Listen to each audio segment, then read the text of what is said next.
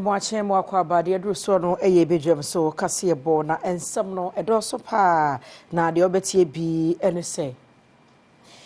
Headmaster bako wadi adehwede ato Ghana ban ne adwumako ya pa se wonhwe ngmesia ho nsem so anim se wasrada wrawra SHS na be ya wonhwe na wonye ne center ema omosanso na University Senior Staff Association for womati etuade nsem bia tudwa wo central function mu ase sanso na futu akwa ma wo mu a etro nsohwe apa cheche for license bi me teacher license exam no se omanfo bi ne na mabɛ fontinten fidi kwa no so ka se watwere wo ntwe obetumi asesa ma na no na abeto dwa se do kure bia enim CDD so wode ato aban no anim se ebe ya enka wo mu anti social media policy na aboa mo omanfo ne na mabɛ fidi tintai kase no so ebu omanfo bukata ye na ma bi ensem fata no wo mahwe ede aso ano and then some who will be named Somo Badwam so Cassia DSTV channel 280, Go TV channel 119, Facebook on Adom TV extra. Share me, a friend. I'm not sure, ba. I just say, what is every chill would over the twasso.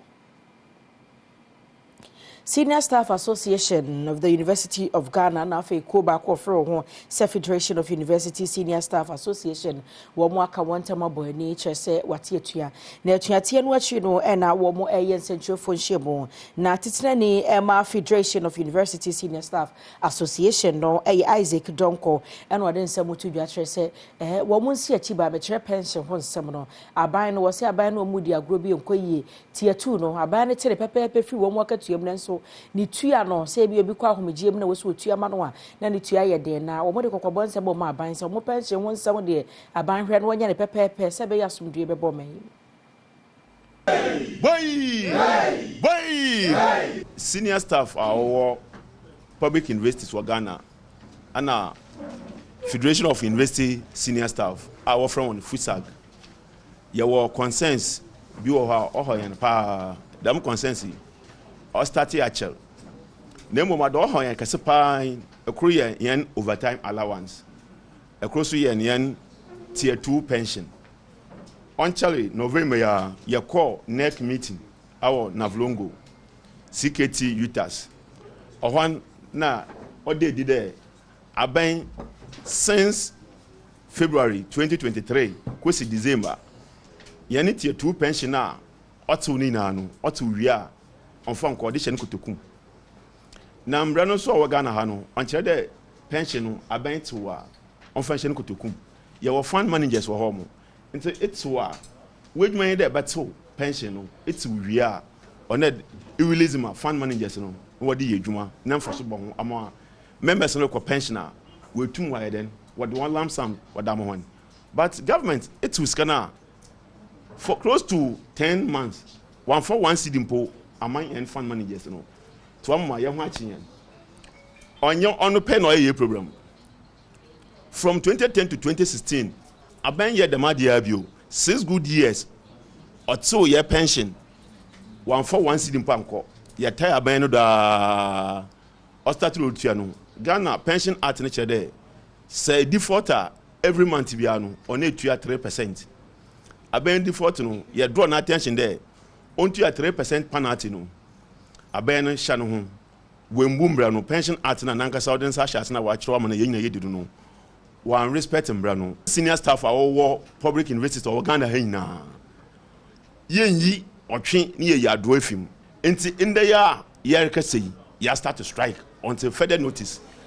Yeguso awa cheche for wonom ensem emu na National Teaching Council ni twenty a ekano NTC wo mo de kokobo emu oden akwa ma cheche for wo mo cho teacher license exam no ese na obekwa be fontinta afidi kase no so mo nse kwabra na de akoto o kire se wa kire so hwe na kire na wuntwa bra be hu wo mo no betumi asesa results no amount. No ena yamani boni kwajo mensa brampa ni NTC registrar Dr. Christian Adaipo kuchuchonkomo and wachese sa nkrofo na keka sa nsem ni nyina no eye bukatafo nti uyo bi a wo tro so hwe ni bi no atro na nkoyi ado be hye ne se obesua de no ye no asa be tro na akọ se wo bi nse sound results ma we no ye ne se enye ye usika na obeje adikwa ni frosters amuso aba system yi mu a omo haya adwene. Of course, enyadi a omotimi hacking into NTC system se bia omo akomuna obi a one pass no ya pass no anase ye wo NTC fo bi wa ha mo password your office here way in the whole NTC building here way in no. The only person who has password to the license portal to be able to, the examination portal to be able to change things, apart from back end the phone, me registrar asa. Inti obi wo NTC ha, no se me director,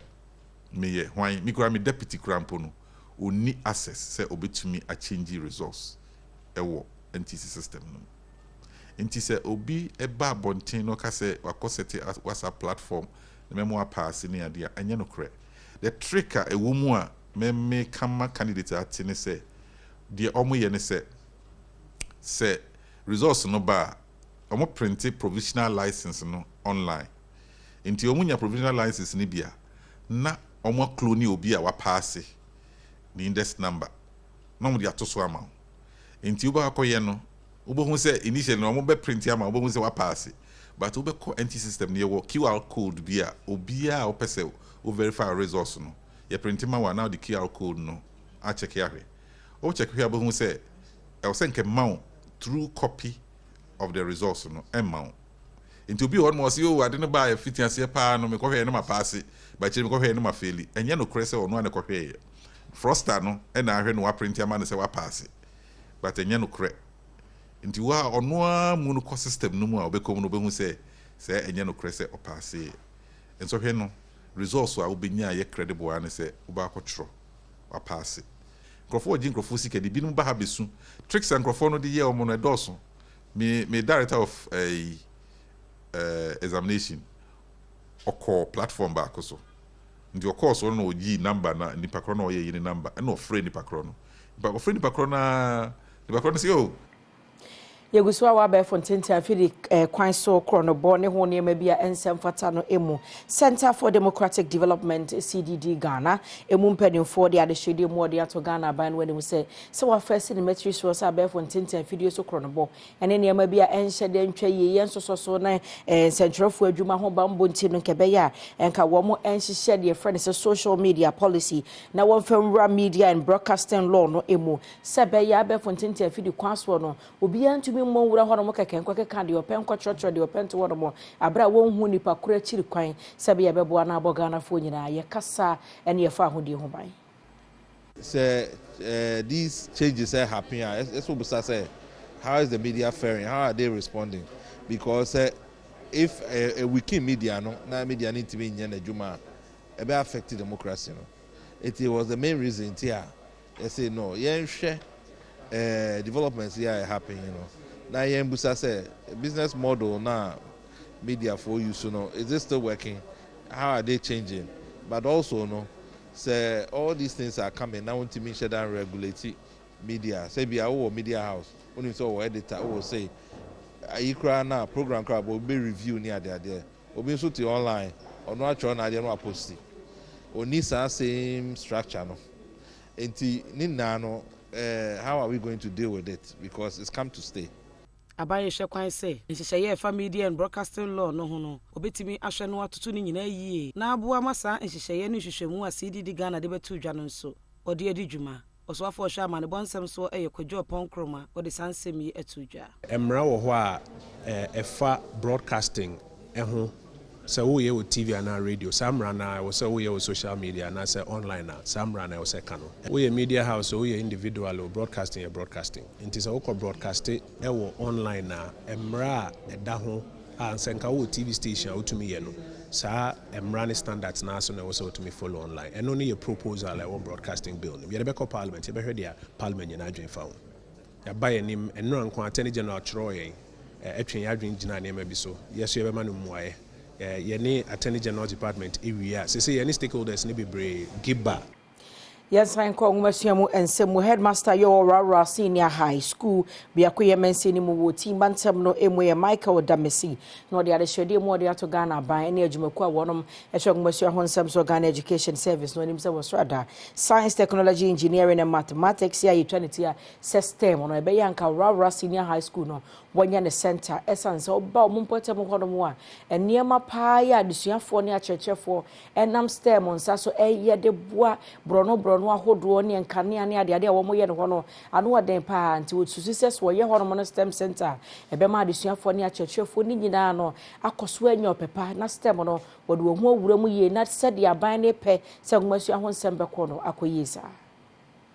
Headmaster wada Rara Senior High School la ewo biako yemensini ewo timantamu ano Michael Damesi edisa adesredi to Jawa Abra Rara Traditional Council ebo engineer Daniel Abuaje ya wo chechire ni ewo school mu hono abaso se wo boa Emma STEM education ekonkan ewo mantamu hono. The performance will attract a lot of people to come to our aid as we've approached to the Traditional Council. So we are praying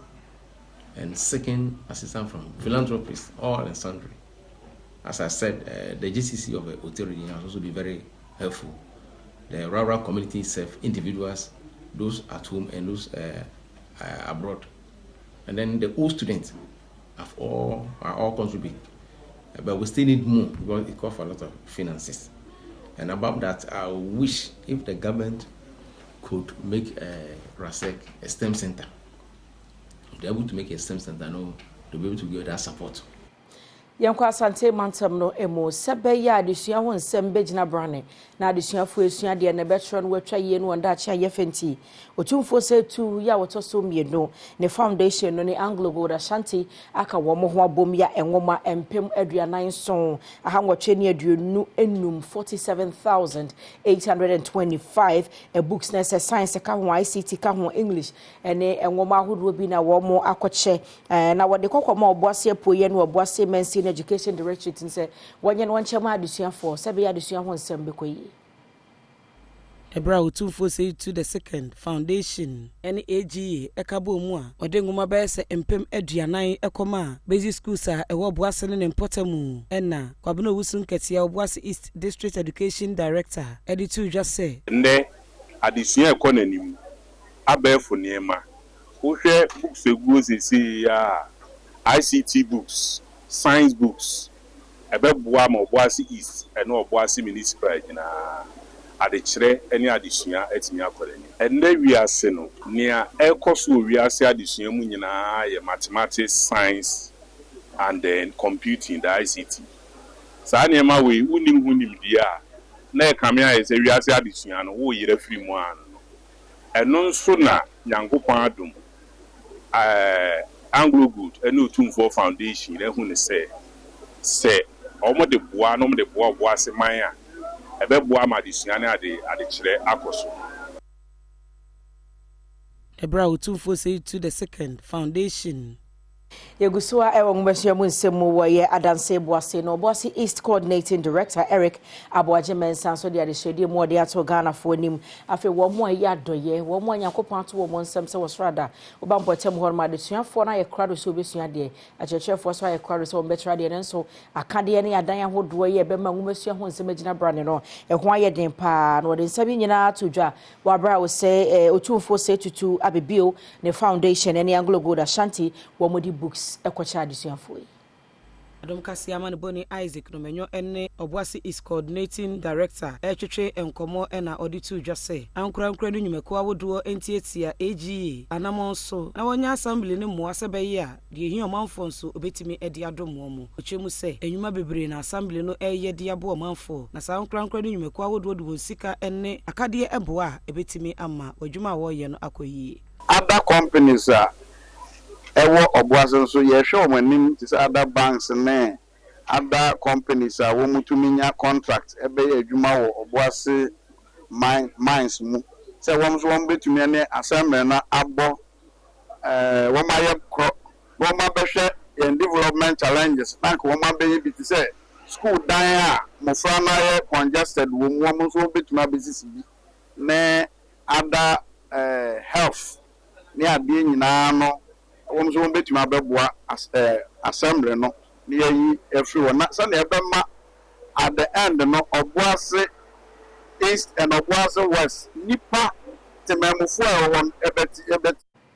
Yankwa amanyo nsem mo kakra na yekwa akogina mu ewe yesunafo North Abato empesua no so wahafo mantem no emu na NDC amanyoko no ebebunu dom frefo ye wasunafo North so wa Nicholas no chemu afisia duonu nan ni na MPP amanyoko atena adwa no so ewe yesunafo North ho nanso afipa Abato e de wogidie mapa sene amahodo NDC amanyoko de agu akwan mu ne nhyehyeye a wo ahyehyɛ no ebeboa ma adwa no atena MPP amanyoko di mu fisia duonu nan no wagye ama NDC fonso afa adwa na atena so bi Manibo no kyerɛ mu sɛ esan sikasɛm entawantawa ene mentime ho asibi a isiye ene nam so a Alhaji Biwa eto hyɛ Hajia Shamima Yakubu so ɛwɔ amanyoko no asoye honom trɔtrɔfo abidi akyire Mustafa Gbande ene Joy News amanefofo enkomotwetwe mu no wɔkyerɛ mu sɛ owura na wɔyɛ saade no sesei amanyoko no atwe na sensen abosome miensa ya woguso ayen hwehwemu ene enhyehyeye ahodoɔ bi sɛ de ɛbɛyɛ a ɛbɛma amanyoko no akwanya na watumi asi asɛm nso gyina yeyie saa basabasa ya ɛkɔso no ɛnam soma regional treasurer no onye prekuro ahodoɔ ɛwɔ n'anim na brandi simpanyinfoɔ ɛte asɛm wa asie na apɛ amunum honom anu wonom ɛyɛ nhyiamu bi ɛwɔ enkran hanom sɛ de ɛbɛyɛ a obesiesie santawantawa no san nhyiamu na kyerɛ ɛne nam so a watwe owura na asensan abosome miensa Manibo no kyerɛ mu sɛ Abusuade ekokɔhwɛ ye no eno eye banamra hye bedwani no de na no etu mu ano wɔhwɛ sɛ na no ada entawanta wa ye si ye wa manyoko no wo mo aho wo mo ho no kebe ya nkonhwɛ na mpanimfo mabambo ho nhyehyɛ ye wa manyoko ni mu no enkoye ne biem ansi biem do ye ye nso no ɛwɔ sɛ asotwe kɛse ekɔ ema no na ntoto ye no ekoye na yemfiri wɔnom na afei ye nkonsɛm fufuro emu Opanyi baako ya wasuade wo yekuni ni nurse wasuade wo ayaresem akwachi nurse wo ye doctor medical administrator St Thomas Eye Hospital ye wo mata eko Dr Sandra Atamel said ye futu amagana for say ya no manfo dodo no adwere ye won se te ebebutu wani so na ye waduro bi na de soso na awai no na oni na ye kam o se sansem ni nyina no nye no kre se akwanya ba se wo mo ye free screening na wo ma ye free surgery ama wo mo a ete aye wo mo ani so a wo se wo ti atumrika ne koye bisanse no nko ne kwan ye be fa so a wani no e ho betoro de nsem nyina to dwa wa bra no mo ye free eye surgery ama eye omanfo bi a wo mo e wo matahiko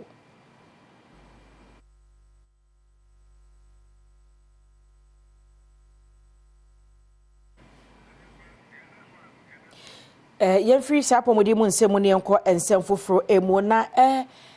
Adia ba kwa sese agentre hapa no cyber fraud na sa ba fonten afidi kwan so kronobo na credit card fraud say ebi ka ho bi kwabra na timi fa credit card na se odi agora CVC na egu achi no wode oda ne masa na odi tuatua ka wo online to card yira na wantumi ka nko banka wode beba ho so na se osika nyina asa identity fraud obi timi fo bi mfonyi e social media be fonten afidi no so na wone o manfo didi nkomo se mini abra be komo no na nya wo ono a romance fraud kwabra ne agi atum so wone ne betwempra bosume bia wode konhomasika bre no be wiase no na wode no asim niyama huduo bi na ekeka bomo ama cyber crime na sabe fontinta afidi kwan so kro no bono ekosoro pa wo maimu na 2023 Ghana fintech report ene de abetuja report no ekyire mu se One more no would this abony was shed da echo a bear from 10 times so. Echo churo and same be no cray efa won, said the beya. What the bed amount for Aji won hon sem, any one musika. And she munu echiremu say, one more would this abony, my share who say, obey to me a fasika crabia, eduma way so. Eddie Ajiman fusika and senti, sa quino so, and wafa a one majuma. A fin pinu any junumi new Bank of Ghana fraud reports no, what chiremu say, cyber email fraud, a quine by quan. Manfo faso edada manfo agi wonu musika free won hono pa ya edin sunsan so oboni bebre ababeja sika korabia adwuma so okire mu se esan kronobo ya ekoso ewo sika korabia adwuma mu ntino afimpinu ane adunu mienu nko ano wonom eboka Ghana sika no opepe 9 ane akire pomiensa ya egina hono ma hamu nchichemu aduosia num ane akire ponum na se wode toto afia etwam no ho a afimpinu ane adunu mienu de no kosoro pa port no koso a akire mu se sa cyber threats ene manfo a wafa abefo 10 times so ewia manfo no e ade a ha wo manyi pa esan se akosoro National Cyber Security Advisor editor dwa say efi ahine mebosome e wa afimpinu ene dunkunu mu ya wonom eda cyber crime incident reporting points of contact no edie no cyber crime cases opepedu ba ko ohanum ene adunum ena wansaka wɔde san hyehyɛ yi egu akwan mu sɛ de ɛbɛyɛ a cyber crime and cyber security pronobo a ɛkɔso no amfo betumi ɛde aba beto wɔ no mu anim na science national computer emergency response team a ɛhyɛ national cyber security ase ne mu kena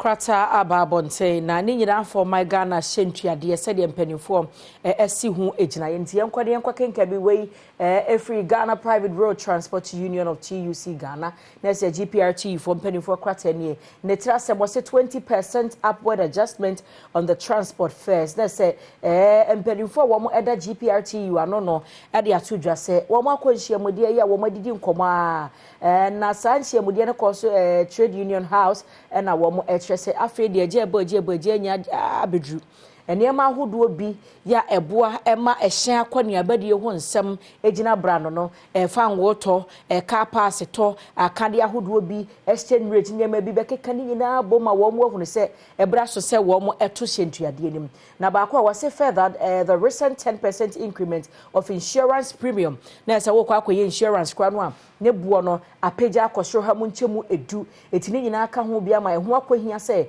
wo mo ti sentuade mu nti nyakopon ye Adom a 24th January na se wukuada ebei nyakopon ya adoma next week no efri ho no mokọ na se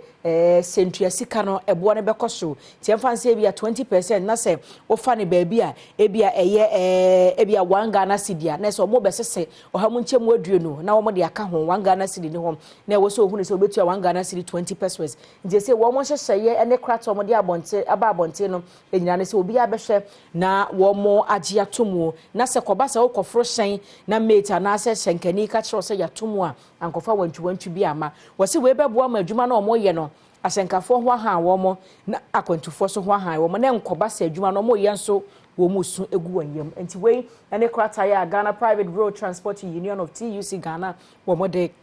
abetu dwabre pem no ye beba wuram na ye dimu nkomo yie be company fo bi ho na wo ma cheche mu yie amaye but ye nyire no so na bedwam so kasea ye de esomo anope no memfa ni nyina ensi ha kai se etwa ne ho e wo DSTV channel 280 Go TV channel 119 Facebook no e Adom TV extra ene ye ya wada enti kai se bedi nkomo pi na mekoi de obon krata mpense mu online portal so nsembeba na afa ya hwe na de keka ho nyina ma bedwam no ye de atwa so wuhia me a e afreme anoche wa ba ajwasewa ye basisia